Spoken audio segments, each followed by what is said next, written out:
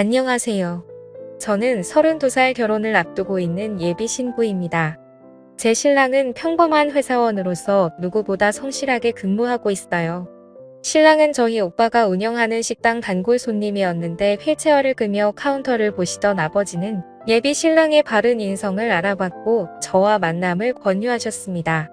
단 한 번 남자 한 번 만나보지 못했던 제가 답답했는지 아빠가 나서주고 나서야 저는 처음으로 남자와 연애라는 것을 해보았네요. 초등학교 5학년이 된 남동생은 벌써부터 얼마나 조숙한지 항상 누나 때문에 걱정이라고 아빠며 형이며 쌈 싸먹을 기세예요.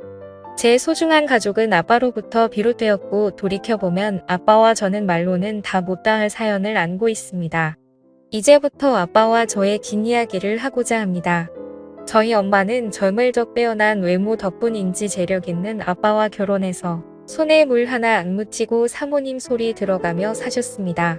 저 역시 부모님 덕분에 4살 더 오래 오빠와 함께 부족한 것 없이 유복한 환경에서 자랐어요. 하지만 안타깝게도 저희 오빠 15살, 저 14살 때 아빠는 병으로 세상을 떠나셨고 엄마는 저의 남매를 외로이 4년간 홀로 키우시다 엄마 밑에서 일하고 있던 어느 한 남자를 만나 불같은 사랑에 빠져 결혼하셨습니다. 얘들아 인사해. 앞으로 너희 아빠가 되실 분이야. 앞으로 아빠랑 잘 지냈으면 좋겠다라고 하시는데 저 오빠는 새아빠의 모습을 보고 한동안 정신이 멍해졌네요. 아직도 그 남자 아니 새아빠의 첫 만남을 잊을 수가 없습니다. 엄마와 7살 연하였던 무척이나 애때 보였던 새아빠 엄마는 아빠의 회사를 이어받아 경영에 참여하셨는데 새아빠는 신입 직원으로 들어와 엄마와 연이 닿았다고 합니다. 엄마가 재혼 당시에 35살이었는데 새아빠는 대학을 졸업해서 사회에 발 들여놓은 지 얼마 안 되는 28살에 불과했대요. 두 사람의 결혼이 알려지자 양가 부모님들은 격한 말들을 쏟아내었고 생각보다 더 반대가 거셌습니다. 애들 딸인 늙은 과부랑 결혼한다고 난리였고 새파랗게 어린 남자한테 재산 뺏긴다며 정신 차리라며 난리였답니다. 제 친오빠 역시 필사적으로 결혼을 반대하며 드러눕고 생떼를 썼습니다. 친아빠와 정이 각별했던 오빠는 엄마의 재혼을 인정할 수 없었던 것 같아요. 그렇지만 엄마와 새아빠는 모든 반대를 부릅쓰고 결국 결혼해버렸고 저희는 한 집에서 살게 되어버렸습니다. 당시 중학교 3학년이었던 오빠는 충격이 심했는지 점차 반항이 강도가 세졌고 어렸던 제게 늘상 이렇게 말하곤 했어요. 너 절대로 그 남자한테 아빠라고 부르지 마. 할머니도 그 남자 우리 엄마 돈 노리고 결혼한 거라고 했어. 어떻게 해서든지 그 남자를 우리 집에서 쫓아버려야 해라며 신신당부하듯 밀려두었고 그 덕분에 처음부터 저는 오빠의 반항에 덩달아 합류하게 되었습니다. 그러나 절대로 호락호락한 새아빠가 아니었네요. 저희 남매는 일부러 언니가 집안에 풍파를 일으켰고 기어코 엄마의 맘에 고의적으로 상처를 내었습니다. 급기야 오빠는 늘 친구들이랑만 몰려다니며 나쁜 짓을 일삼아 경찰서도 드나들었습니다. 엄마와 새아빠는 이에 마음 아파하며 오빠에게 관심을 기울였지만 돌아오는 건 배은망덕이었네요. 어느 날 오빠가 집안에 이딴 값 비싼 물건들을 몽땅 털어 흔적도 없이 사라진 겁니다.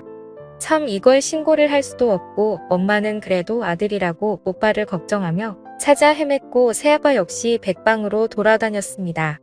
아빠가 이렇게 낳으니 주변 새아빠의 어머니는 저희 엄마를 몰아세우며 소매 걷어붙이시고는 아니 어디서 그런 자식같지 않은 것을 달고 시집와 멀쩡한 사람 인생을 망치려 들어 더 이상 우리 아들 신세 망치는 꼴 못 보겠으니 아들과 절연을 하던지 아니면 이 남편과 이혼을 하던지 택해라며 선택을 종용하셨습니다. 그렇지만 아빠는 꿋꿋하게 그런 친인척들에게 철저하게 가족 일에 상관하지 말라고 했고 오빠를 끝까지 포기하지 않으며 저희 가족 곁에서 머무셨네요. 엄마가 그런 아빠에게 제일 고마워했지만 엄마는 그런 오빠로 인해 괴로워하며 결국 쇠약해져가 몸져눕는 날이 많아졌습니다. 엄마까지 무너지자 새아빠는 회사 일이며 집안일이며 엄마 간 후까지 자신조차 돌볼 틈 없이 바빴고 그래도 가족들을 위해 안간힘을 썼습니다. 학교에서 친구들은 젊은 새아빠에게 이상한 시선으로 수근거릴 적이 많았지만 절 신경 써주는 아빠의 모습에 내심 싫지는 않았네요. 그러던 어느 날 엄마가 큰 병이 도져 돌아가시게 되었습니다.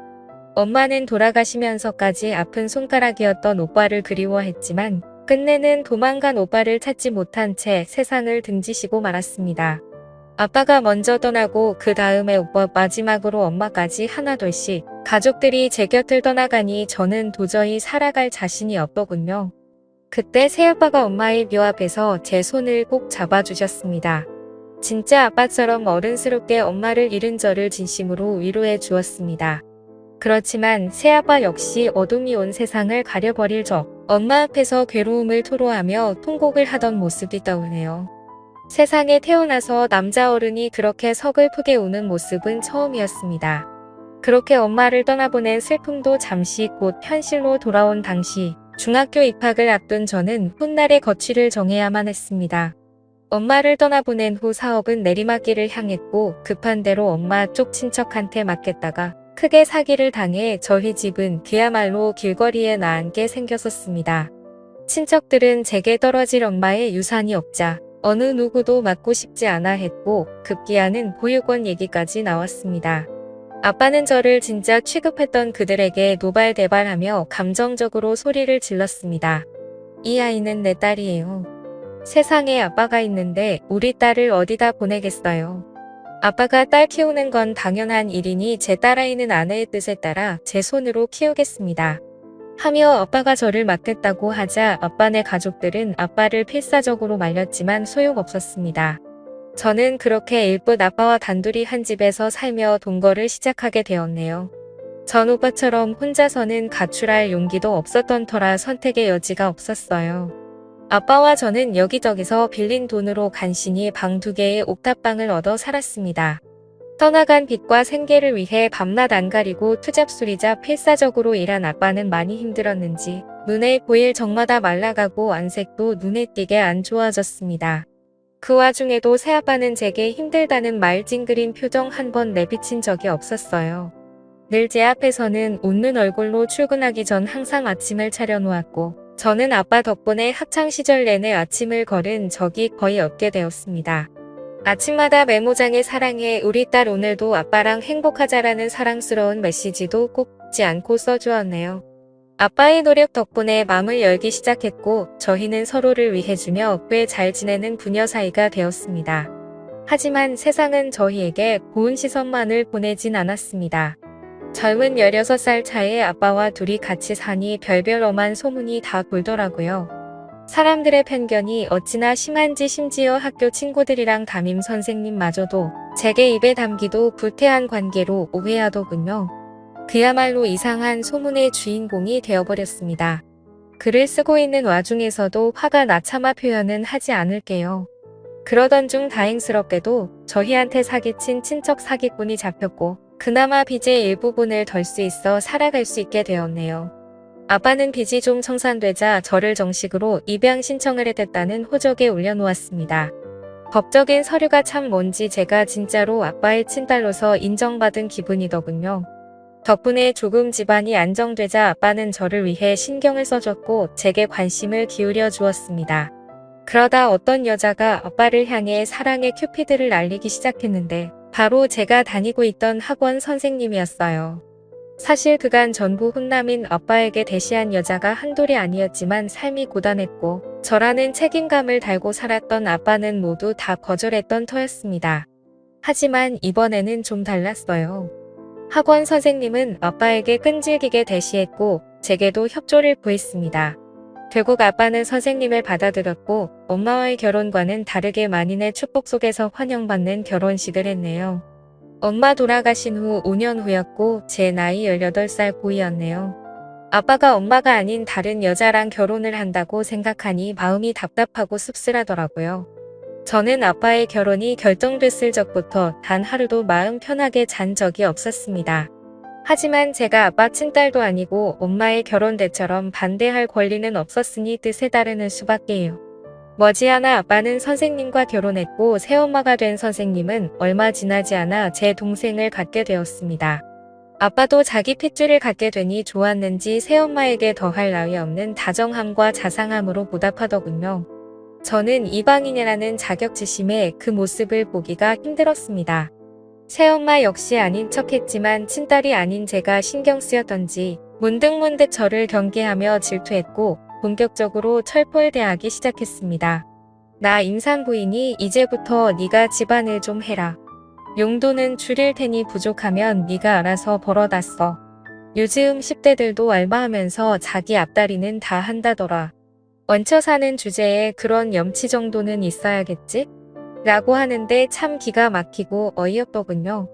아빠의 마음을 얻으려 할 땐 그렇게 제게 간인했을 게며 다 내어줄 것처럼 굴더니 막상 아빠와 이루어지니 썩 싶더라고요.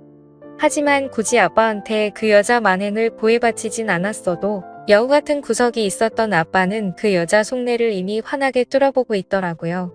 어느 날 밥상머리 앞에서 새엄마에게 통쾌한 사이다를 알렸네요. 뱃속 우리 아가도 나중에 학교 보내면 아르바이트나 시킬까? 요즘 10대들도 알바하면서 다 헛가리 만다잖아. 자식도 따지고 보면 나중에 우리 품 떠날 건데 얹혀 사는 게 맞긴 맞지? 라고 댓글을 해주니 새엄마 얼굴이 울크나 불그락해지며 저를 노려보더라고요. 아빠는 든든한 제 편이 맞았습니다.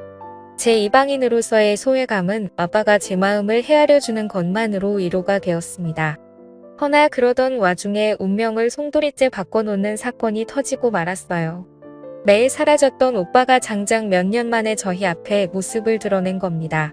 20대가 되어버린 오빠의 모습은 참 낯설기만 했어요. 집을 나가 있는 동안 무슨 일이 있었던 건지 온몸에는 상처투성로 휘황찬란한 그림이 그려져 있더군요. 겁을 먹은 저를 보자 건들거리며 제 멱살을 붙잡고 드립다 욕부터 쏟아냈습니다. 나쁜 기집애 돌아가신 엄마 아빠 배신하고 저딴 사람이랑 부대끼며 사니까 좋냐. 이제는 그 부인하고 애까지 있는 마당에 붙어 살고 싶어. 하늘에 계신 엄마 아빠 보기 부끄럽지도 않냐. 라며 입에 담지도 못할 험한 욕설을 하며 다짜고짜 손을 올리고 절 아프게 하려고 하자. 새아빠가 오빠를 다급히 말리며 절 지키려고 앞으로 막아서더군요. 우리 그래도 가족끼리 이러진 말자. 우리 딸은 아무 잘못 없어. 다 내가 저질러 놓은 일이니 나한테 책임을 돌려. 오빠가 그 앞에 대고 기가 찬 듯 새아빠를 향해 비꼬더군요. 웃기고도 있네. 됐고 우리 엄마가 남긴 그 많은 재산이나 어디 좀 구경해봅시다.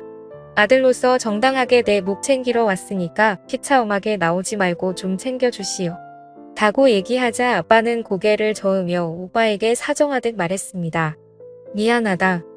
회사가 망하고 사기까지 당해서 빚밖에 남은 게 없다. 만약 돈이 있었으면 우리가 지금처럼 옥탑방에서 살겠니? 우리 형편 좀 봐주고 나중에 아빠가 내가 돈 많이 벌면 그 사람의 아들인 널 절대 외난하진 않을 거야.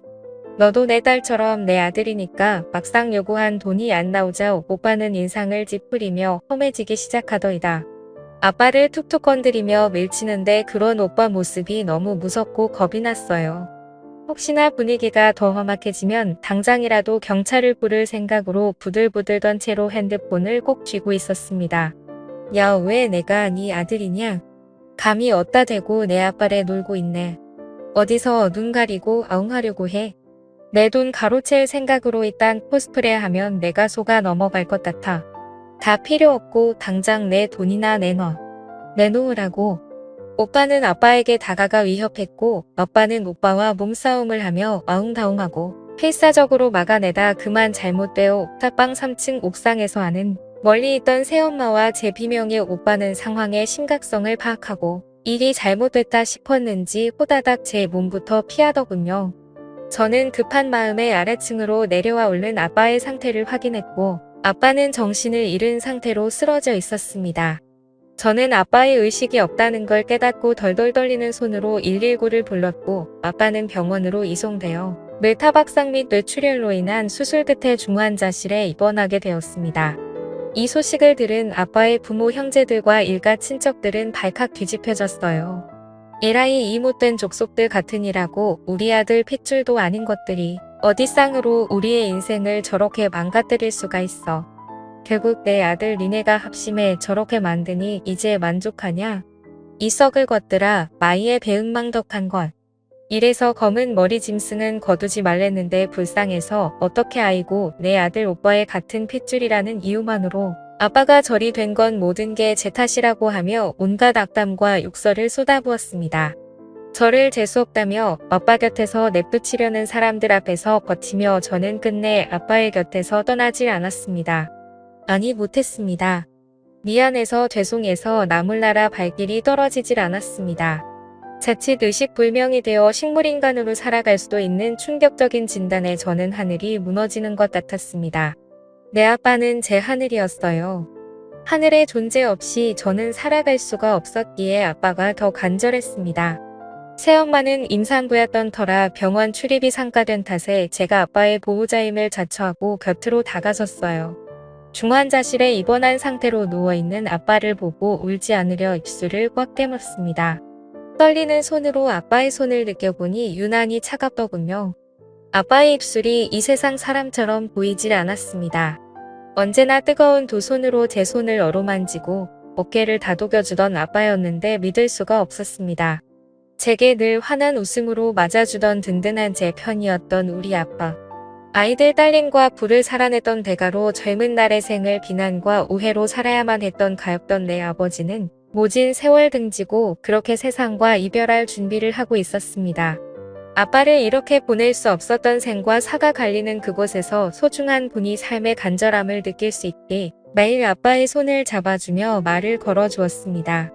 이 고비만 넘기면 이번에는 내가 아빠를 위해서 살게 약속해. 아빠가 전부라고 알고 살아온 세상에 혼자 내버려 두지 마. 제발 놔버리지 마. 이렇게 나만 세상에 버려두고 절대 가면 안 된단 말이야.